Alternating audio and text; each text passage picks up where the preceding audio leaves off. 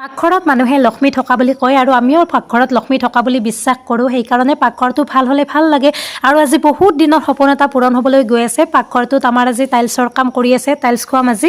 বহুত বেছি কেতিয়াও আশা কৰা নাছিলোঁ, কিন্তু এইখিনি সপোন দেখিছিলোঁ। আগতে এটা ভাঙা চিঙা চাইলা ঘৰত আছিলোঁ আৰু তেতিয়া আমাক বহুত মানুহে হাঁহিছিলোঁ বাৰু।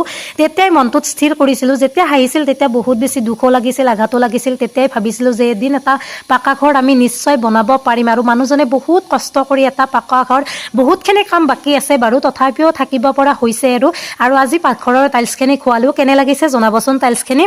কষ্ট কৰিলে এদিন নহয় এদিন নিশ্চয় সফল হ'বই। আৰু মানুহজনে মোৰ বহুত বেছি কষ্ট কৰে। কিমানখিনি কষ্ট কৰে আপোনালোকক মই ভাষাৰে কৈ বুজাব নোৱাৰিম।